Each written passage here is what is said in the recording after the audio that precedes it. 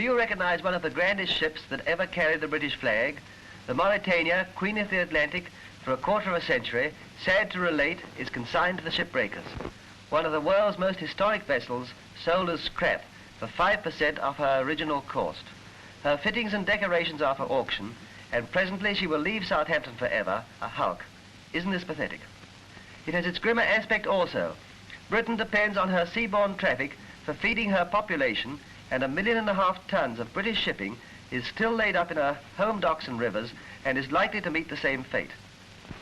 During the war, over 7 million tons was sunk in 4 years. Surely it is possible for practical as well as sentimental reasons to save the Mauretania as well as the Olympic from the scrap heap. Who knows but that we may need all our shipping in the near future? Is it too late to step in and preserve these ships from destruction?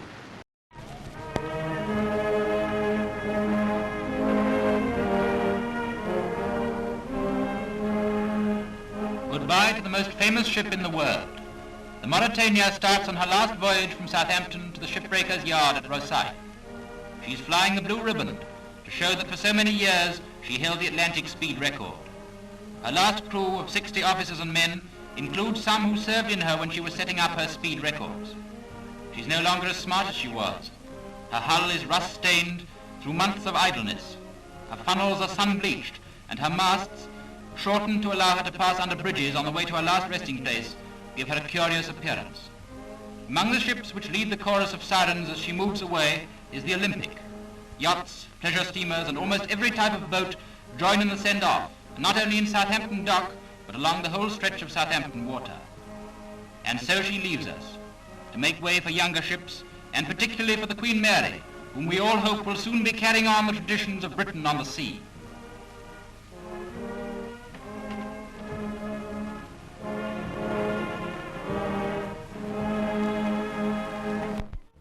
Steam up for the last time. The Olympic is at Southampton, her decks empty, and for the last time the Blue Peter flutters from her masthead. The old White Star liner is sailing on her last voyage, en route for Jarrow and the shipbreakers, but there is no send-off.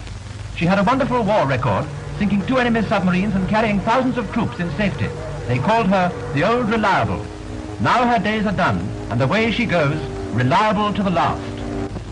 Jarrow, which has suffered as severely as any of the depressed areas from the bitterness of unemployment, is in luck's way at last, and all along the banks of the Tyne, crowds wait to see the Olympic arrive at the end of her last voyage.